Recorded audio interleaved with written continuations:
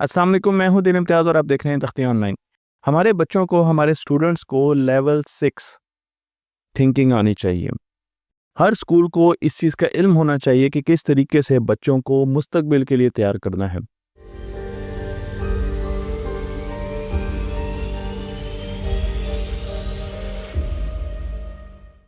इसी सिलसिले में पिछले दिनों एक स्कूल ने मुझे बुलाया और उन्होंने मुझसे सवाल किया कि हम किस तरीके से अपने स्कूल को बेहतर कर सकते हैं ताकि हमारे बच्चों की फ़िक्र, हमारे बच्चों की थिंकिंग बेहतर हो सके।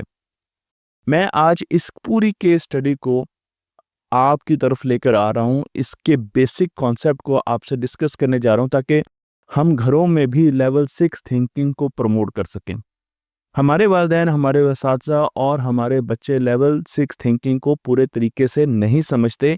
इस वजह से हम उस तरफ जा नहीं पा रहे, वो स्किल्स अपने बच्चों को नहीं दे पा रहे जो कि मुस्तकबिल के लिए बहुत ज़रूरी होंगे। तो चलते हैं इस केस स्टडी की तरफ और सबसे पहले उस स्कूल को मैंने मशवरा दिया कि आप पहले ये देखिए कि आपके बच्चे इस वक्त थिंकिंग के किस लेवल पर मौजूद हैं। हमने एक गैप एनालिसिस किया और उस गैप एनालिसिस में बच्चों से इंटरव्यूज़ किए गए, स्टूडेंट्स से, टीचर से इंटरव्यूज़ किए गए और साथ साथ ऑब्जर्वेशंस भी ली गई। तो हमें अंदाज़ा हो गया कि स्कूल अभी बहुत ही निचले लेवल की थिंकिंग बच्चों को प्रोवाइड कर रहे हैं। जो थिंकिंग स्किल्स है बच्चों की वो बहुत ही निचले लेवल की हैं और हमने उसे ऊपर लेकर जाना है। ये पहला मिशन था जो उस स्कूल के लिए हमने डिवाइस किया। तो सबसे पहले हमें ये समझने की ज़रूरत है कि थिंकिंग के, सोच के 6 दर्जे होते हैं और जब हम छठे दर्जे पर जाते हैं तो हम बहुत ज़बरदस्त किस्म की थिंकिंग स्किल्स हासिल करते हैं जो कि इस वीडियो में मैं आपको बताने जा रहा हूं और उससे हम अपने बच्चों को मुस्तकबिल में आने वाली स्किल्स के लिए तैयार करते हैं और उनको मुस्तकबिल में जो अपॉर्चुनिटीज़ मिलनी है उनके लिए तैयार करते हैं। तो लेवल 1 क्या है? लेवल 1 है थिंकिंग का याद करना, रिमेंबर।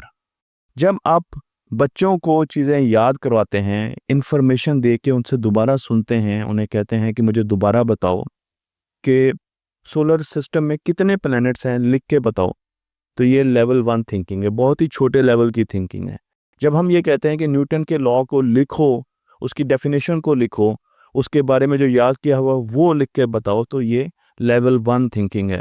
उसके साथ साथ अगर हम पीरियोडिक टेबल बच्चों को याद करवा के लिखने की तरफ ला रहे हैं तो लेवल 1 थिंकिंग है। लेवल 1 थिंकिंग में हम बच्चों को मुख्तलिफ़ किस्म के फैक्ट्स और कॉन्सेप्ट्स याद करवा देते हैं और उसके बाद उनको कहते हैं कि इसको रिप्रोड्यूस करो, इसको रिकॉल करो, इसे डिफ़ाइन करो, आइडेंटिफ़ाई करो, रिकग्नाइज़ करो, रिपीट करो। ये वो बहुत ही निचले लेवल की थिंकिंग स्किल्स हैं जो कि हम अपने बच्चों को मुसलसल एजुकेशन में दे रहे हैं और हम बड़े मुतमईन हो जाते हैं कि हमारे बच्चे मुस्तकबिल के लिए तैयार हो रहे हैं, जबकि ये सिर्फ लेवल 1 पर बच्चे खड़े हैं। अगर मैं अपने ऑफिस की बात करूं तो मैं शायद बहुत ही कम काम ऐसे करता हूं जो लेवल 1 थिंकिंग पर मुनहसर होते हैं। मुझे दिमाग से याद की हुई चीज़ें ऑफिस में प्रोड्यूस करनी नहीं होती, बल्कि मुझे ऑफिस में डिसीजंस लेने होते हैं, मुझे ऑफिस में एनालिटिकल थिंकिंग करनी होती है। तो आप खुद भी देख सकते हैं कि आप कितना डेली बेसिस पर इस स्किल का इस्तेमाल करते हैं कि लेवल 1 थिंकिंग करते हों। हम चलते हैं लेवल 2 की तरफ जहाँ पर आप चीज़ों को अंडरस्टैंड करते हैं, आप चीज़ों को एक्सप्लेन कर सकते हैं, आप चीज़ों को इंटरप्रेट कर सकते हैं, जो इन्फॉर्मेशन आती है उसे समझ सकते हैं। और जब हम उसे समझ सकते हैं तो उसके बाद हम उसे एक्सप्लेन कर सकते हैं। मसलन एक सवाल अगर आप बच्चों को देते हैं कि एक्सप्लेन द वाटर साइकिल, आप वाटर साइकिल को एक्सप्लेन कर दीजिए, तो ये लेवल 2 थिंकिंग आप बच्चों से करवा रहे हैं।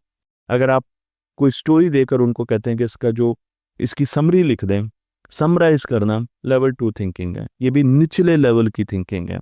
इसी तरीके से अगर बच्चों को आप क्लाइमेट चेंज का एक ग्राफ देते हैं और कहते हैं कि इस ग्राफ को हमें बताइए कि ये ग्राफ क्या कह रहा है, इसको एक्सप्लेन करें, इसको इंटरप्रेट करें, तो ये भी लेवल 2 थिंकिंग है। यानी चीज़ों को डिस्क्राइब करना, एक्सप्लेन करना, समराइज करना, क्लासिफाई करना और इंटरप्रेट करना। ये सारे मैंने वर्ब्स बोल दिए हैं। ये वो कीवर्ड्स हैं, जब भी आप किसी सवाल में ये डालेंगे तो इसका मतलब यह है कि आप बच्चों को लेवल 2 थिंकिंग की तरफ लेकर जा रहे हैं।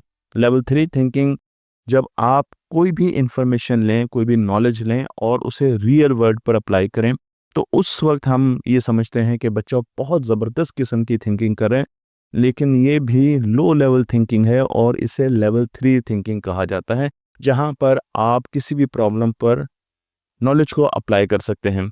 मसलन जब आप किसी भी फिजिक्स के चैप्टर के एंड पर जाकर सवाल को सॉल्व करना शुरू कर देते हैं, अलजेब्रिक इक्वेशंस को सॉल्व करना शुरू कर देते हैं, न्यूमेरिकल्स करना शुरू कर देते हैं, तो उस वक्त आप लेवल 3 थिंकिंग की तरफ जा रहे होते हैं। इसी तरीके से अगर मैं आपको ये कहूँ कि आप एक अच्छी-सी ग्रामेटिकली करेक्ट ईमेल लिख दें, एक ऐसी ईमेल लिख दें जिसमें ग्रामर की गलतियाँ ना हो, सारे रूल्स आपने पूरे किए हों, तो ये भी एक लेवल 3 थिंकिंग है।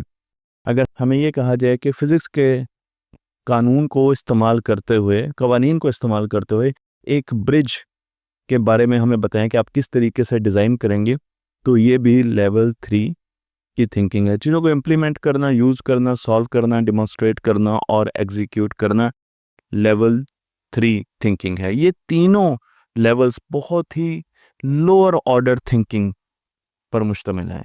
यानी हम सोच के बहुत निचले हिस्से पर काम कर रहे हैं। हमें अपने बच्चों को सोच के बुलंद हिस्सों की तरफ लेकर जाना है, तो अगर वो रिमेंबर कर रहे हैं, अंडरस्टैंड कर रहे हैं और अप्लाई कर रहे हैं, तो वो बहुत निचली थिंकिंग कर रहे हैं और हमारे कोर्सेज़ में, हमारी बुक्स में, हमारे स्कूल्स में, कॉलेजेस में ज़्यादातर ये थिंकिंग कराई जाती है। अब मैं आपको लेकर चलता हूँ हाई लेवल थिंकिंग की तरफ, और लेवल 4 थिंकिंग ऑर्डर अगर आप देखें तो वो होता है एनालिसिस करना, एनालाइज़ करना। कोई भी इन्फॉर्मेशन जो आपके पास आती है, तो उसको आप तोड़ें छोटे हिस्सों में और फिर उनके बीच में रिलेशंस ढूँढना शुरू कर दें, एनालाइज़ करना शुरू कर दें, उसको एग्ज़ामिन करें, कंपेयर करें, पैटर्न्स आइडेंटिफ़ाई कर दें। ये ऐसे काम हैं जो कि 4th लेवल थिंकिंग को प्रमोट करते हैं। मसलन अगर मैं आपको कहूँ कि आप कंपेयर कीजिए डेमोक्रेसी को, जमहूरियत को और डिक्टेटरशिप को, तो ये वो सवाल है जो कि एक तो हमारे मुल्क से बहुत ज़्यादा मुशाबहत भी रखता है, पर्टिनेंट है, मौज़ू है हमारे मुल्क के लिए। लेकिन साथ-साथ जब बच्चा इस पर लिखेगा तो वो लेवल 4 थिंकिंग कर रहा है। अगर किसी कंपनी की फाइनेंशियल रिपोर्ट आपको देकर उस कंपनी के बारे में पूछा जाए कि इस फाइनेंशियल रिपोर्ट से आप इस कंपनी के बारे में क्या अख़ज़ करते हैं, कैसे एनालाइज़ करेंगे, इसका फ्यूचर क्या देखते हैं, तो लेवल 4 थिंकिंग की तरफ बच्चे जा रहे हैं। इसी तरीके से किसी भी नॉवल को पढ़कर अगर हम किसी कॉलेज के बच्चे को कहें कि इसका कॉज़ एंड इफ़ेक्ट रिलेशनशिप निकालें इस पूरे नॉवल का, जो भी इसमें रिलेशनशिप्स हैं, तो ये भी लेवल 4 थिंकिंग होगी। यानी चीज़ों को कंपेयर करना, कंट्रास्ट करना, डिफरेंशिएट करना, एग्जामिन करना, कैटेगराइज करना, लेवल 4 थिंकिंग की तरफ लेकर जाता है। हम अब चलते हैं लेवल 5 थिंकिंग, जिसे एवेल्युएट कहते हैं। जब हम चीज़ों को जज करते हैं, एवेल्युएट करते हैं और फिर डिसीजंस लेते हैं। ये पूरा का पूरा मैकेनिज्म डिसीजंस लेना एवेल्युएशन के ज़ुमरे में आता है। तो हम असेस करते हैं, जजमेंट्स करते हैं, जस्टिफाई करते हैं, अपनी ओपिनियन रखते हैं और वो ओपिनियन किसी एविडेंस के बेसिस पर हम लेकर आते हैं। इस किस्म की थिंकिंग को हम लेवल 5 थिंकिंग कहते हैं। मसलन अगर आपने गवर्नमेंट की पॉलिसियों पर क्रिटिसिज्म देना है, तो किस तरीके से आप गवर्नमेंट की पॉलिसीज़ को पढ़ेंगे, एनालाइज़ करेंगे और फिर अपना ओपिनियन देंगे। तो सिर्फ एनालाइज़ नहीं करना, बल्कि आपने अपनी तरफ से ओपिनियन देना है। इस चीज़ को लेवल 4 थिंकिंग कहते हैं। अगर एआई के बारे में देखा जाए कि एआई किस तरीके से हमारी सोसाइटी को अच्छा कर सकती है, उसके लिए ये बुरा कर सकते हैं, इसको जस्टिफाई करना, इसका मतलब ये है कि इसमें भी आपकी ओपिनियन आ गई है, इसे भी लेवल 4 थिंकिंग कहेंगे। और उसके अलावा अगर आपके पास एक साइंटिफिक एक्सपेरिमेंट है, उससे डाटा कलेक्ट करना, डाटा कलेक्ट करके उसे असेस करना और फिर देखना कि क्या आपको अपने रिजल्ट्स मिले हैं या आपको और बेहतरी की ज़रूरत है, ये भी लेवल 5 थिंकिंग है, जिसे हम कहते हैं चीज़ों को एवेलुएट करना। तो जज करना, क्रिटिक करना, जस्टिफाई, डिफेंड करना, रिकमेंड करना, ये वो चीज़ें हैं जब बच्चे किसी भी एक्सरसाइज में, किसी भी एक्टिविटी में ये काम कर रहे होते हैं, तो वो लेवल 5 थिंकिंग की तरफ लेके जा रहे हैं। और अब आखिरी लेवल जो कि लेवल 6 है, जो कि हाईएस्ट ऑर्डर थिंकिंग कहलाता है, उसे कहते हैं क्रिएट करना। जब आप आइडियाज़ जनरेट करते हैं और उन आइडियाज़ की बेसिस पर प्रॉब्लम्स को सॉल्व करते हैं, तो इसे कहा जाता है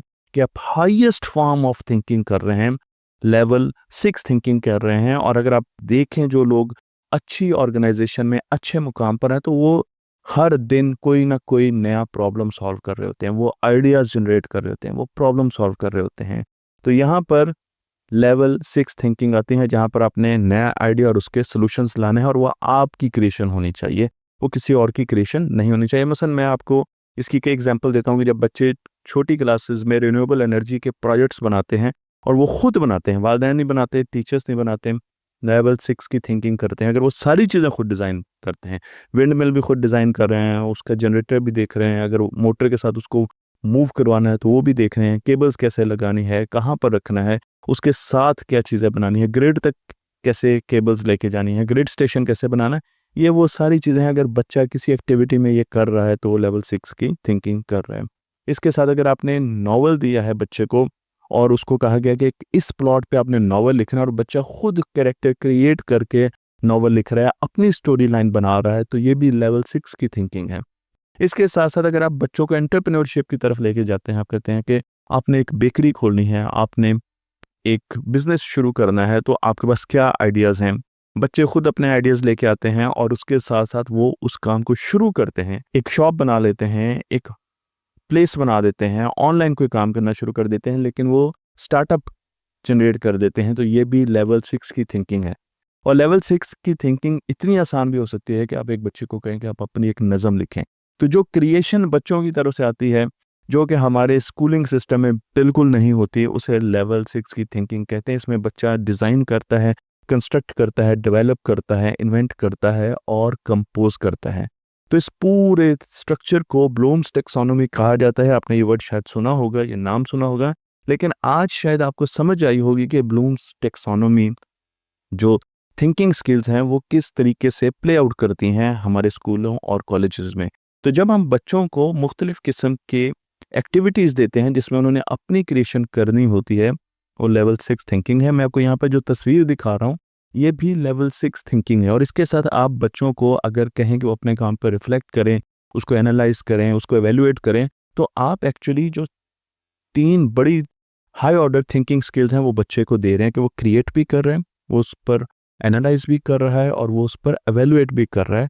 तो बहुत ज़बरदस्त जगह है साइंस मेला, लाहौर साइंस मेला, जहाँ पर इस किस्म की थिंकिंग को प्रमोट किया जाता है। तो मैं आपको लेकर चलता हूँ लेवल 6 की गैदरिंग की तरफ। लेवल 6 के बच्चे किस किस्म के होते हैं और उनकी गैदरिंग कैसी होती है। तो हम चलते हैं डॉक्टर सबी अनवर साहब के साइंस मेला की तरफ, और इस साइंस मेला में आपको नज़र आते हैं कि क्रिएटर्स आते हैं, वो लोग आते हैं जो अपनी चीज़ें बनाते हैं, जो अपने आइडियाज़ को इनोवेट करते हैं और लेकर आते हैं। ये वो बच्चे हैं जो कि फ्यूचर में बहुत आगे होंगे। तो हमने अपने स्कूल में कुछ प्रोजेक्ट्स अभी बनाने शुरू किए हैं, अभी शुरुआत की है, और उसमें 4th क्लास को एक प्रोजेक्ट दिया है कि क्या हमें अपनी कम्युनिटी में कोनोकॉर्पस के दरख्त लगाने चाहिए, जो कि हमारी कम्युनिटी में आम है। पहले से एनालाइज करें कि क्या ये दरख्त वाकई अच्छा है हमारी एटमॉस्फेयर के लिए, इसे एवेलुएट करें कि ये लगाना चाहिए, नहीं लगाना चाहिए, कितने लगाने चाहिए, बाकी जगह पर कैसे लगाए गए हैं।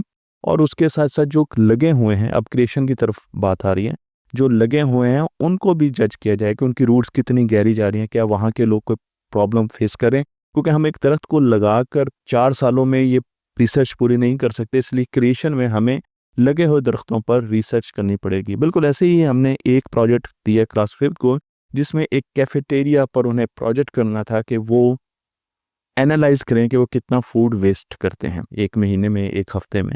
तो उन्होंने मुख्तलिफ किस्म के सर्वे फॉर्म्स बनाए और जाके इंतज़ामिया को इंटरव्यू किया और साथ एवेलुएट करते रहे कि कितना फूड डेली बेसिस पे आम दिनों में ज़ाया होता है और जब कोई बहुत बड़ा फंक्शन होता है तब कितना खाना ज़ाया होता है। और उसके बाद उन्होंने उसका सलूशन दिया, और उसका सलूशन उन्होंने दिया कि हम इस किस्म के डीप फ्रीज़र्स लेके रख सकते हैं लोगों की मदद से हेल्प, जिससे हम एक फूड बैंक बना सकते हैं और अगले दिन वही खाना जिसे अच्छे तरीके से लोग बड़े तरीके से महफूज करें, वो हम ऑर्फन किसी इंस्टीट्यूट को, किसी यतीम खाने को और जगहों पर दे सकते हैं। तो बच्चों ने ये 5th क्लास में प्रोजेक्ट करने शुरू कर दिए और इस पर हम काम कर रहे हैं।